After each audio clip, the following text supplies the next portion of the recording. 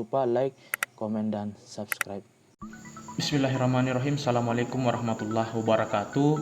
Jadi pada video kali ini kita akan membahas mengenai jenis-jenis software dan macam-macam software. Jadi perlu saya jelaskan kepada teman-teman bahwa pada dasarnya jenis-jenis software itu berbeda jauh dengan yang namanya macam-macam software, sehingga dengan semoga adanya video ini menjelaskan kepada teman-teman khususnya penonton dari video ini nanti bisa memahami apa sebenarnya yang menjadi atau perbedaan dari jenis-jenis software dan macam-macam software.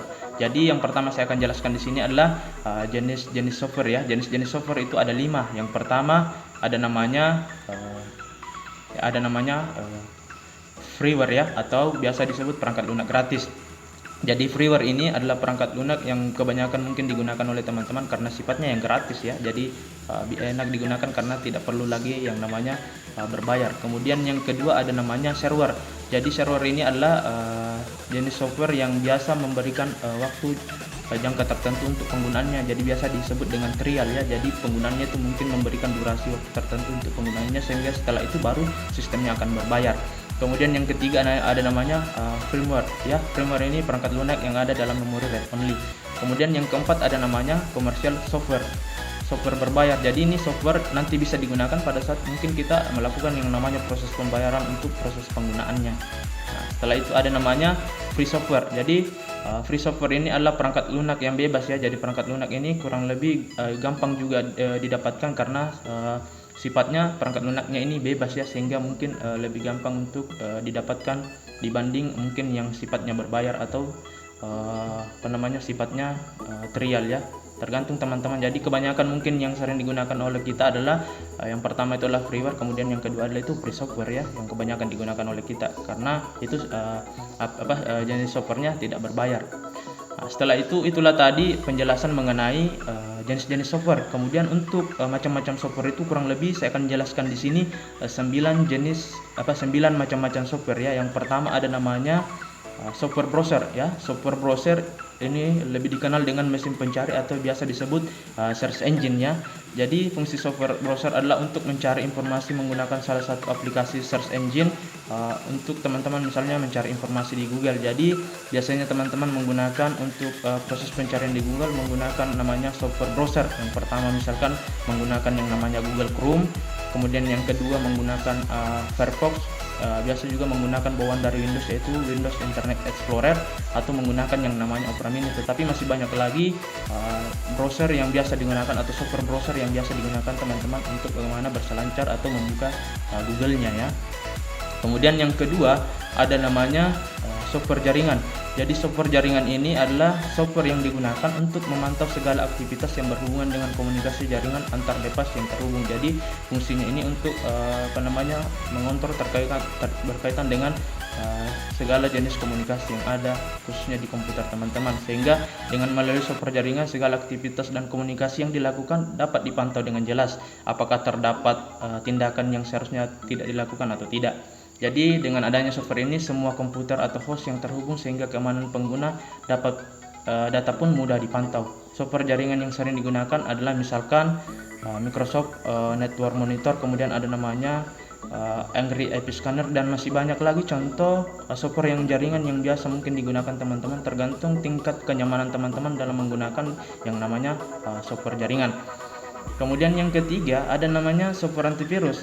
Software antivirus ini merupakan software yang digunakan untuk melindungi perangkat dari virus. Tujuan dari software ini adalah mendeteksi menghapus virus yang ada di perangkat komputer. Jadi saya rasa teman-teman paham ya sekaitan dengan software antivirus. Jadi software antivirus merupakan aplikasi yang penting dan harus ada pada setiap perangkat komputer, sebab virus-virus yang biasa yang ada di komputer dapat merusak data, bahkan datanya bisa dicuri atau dihapus ya dari komputer kita, sehingga untuk menjadi pengaman komputer kita alangkah baiknya kita menginstal yang namanya software antivirus. Jadi jika software antivirus ini terinstall dalam perangkat komputer kita, maka aplikasi ini secara otomatis akan mendeteksi adakah virus yang berbahaya dalam komputer atau perangkat kita. Jadi contoh antivirus yang biasa sering digunakan ada misalkan namanya Avast, ada namanya Avira, ada juga yang namanya Smadap ataupun menggunakan yang namanya AVG. Tetapi bukan hanya itu antivirus yang biasa banyak digunakan ya, tetapi masih banyak lagi contoh antivirus yang biasa digunakan. Tetapi yang mungkin yang umum adalah 4 antivirus itu khususnya di komputer-komputer kita yang ada sekarang. Kemudian yang keempat ada namanya software perkantoran ya. Software perkantoran ini seringkali dibutuhkan dalam menjalankan pekerjaan. Beragam software ini juga digunakan dalam berbagai bidang. Software perkantoran biasanya terdapat dalam satu paket sehingga terdapat banyak fungsi. Misalkan di Microsoft ya. Jadi di Microsoft itu dalam satu paket ada beberapa jenis Microsoft yang ada di dalamnya. Contohnya Microsoft Word ini berfungsi untuk digunakan untuk mengolah kata. Kemudian Microsoft Excel ini berfungsi untuk mengolah data atau angka. Kemudian yang ketiga ada namanya PowerPoint ya, itu berfungsi untuk membuat file presentasi. Saya rasa untuk software perkantoran inilah yang paling sering atau yang paling umum digunakan oleh teman-teman yang biasanya berkecimpung di dunia perkantoran, karena saya rasa ya Microsoft Word, Excel, dan PowerPoint ini sangat membantu untuk bagaimana menyelesaikan pekerjaannya teman-teman ya, untuk khususnya di ranah pekerjaan atau di dunia perkantoran. Kemudian yang berikutnya ada namanya software PDF Reader ya, atau biasa disebut Portable Document Format. Jadi PDF ini teman-teman juga dibutuhkan ya, karena terkadang ada file yang diminta dalam bentuk Portable Document Format, dan biasanya yang dibentuk dalam bentuk Portable Document Format itu biasanya file dari Microsoft Word ya, kemudian file dari Microsoft Excel. Jadi ada beberapa aplikasi atau software yang biasa digunakan untuk membuat portable document format ini, misalkan menggunakan Adobe Reader, kemudian menggunakan yang namanya Foxit Reader, atau biasa menggunakan yang namanya Nitro ya. Tetapi banyak lagi juga contoh aplikasi yang digunakan untuk membuat portable document format atau membuat file dalam bentuk PDF.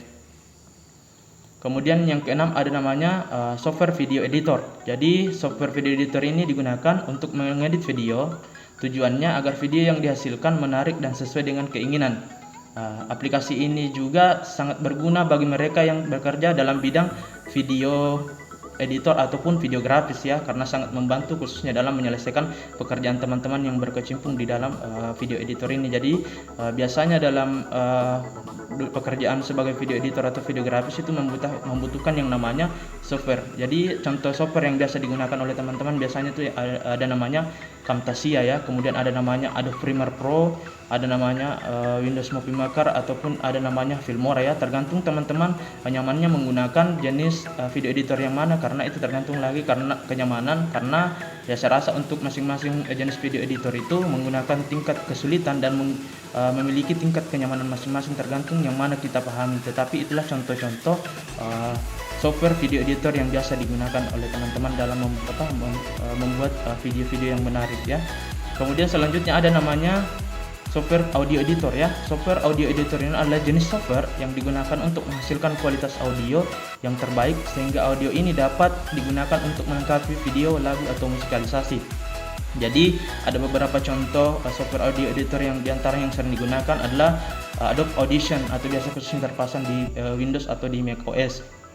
Kemudian ada namanya Logic Pro, Persona Studio One, kemudian ada juga namanya Reaper, kemudian ada Cubase, dan masih banyak lagi contoh software audio editor yang biasa digunakan teman-teman, tergantung yang mana kira-kira yang nyaman digunakan. Kemudian ada namanya software desain grafis. Jadi saat ini beragam desain grafis dapat diedit dengan menggunakan software atau aplikasi. Banyak software software desain grafis yang dapat digunakan dengan mudah bahkan oleh pemula.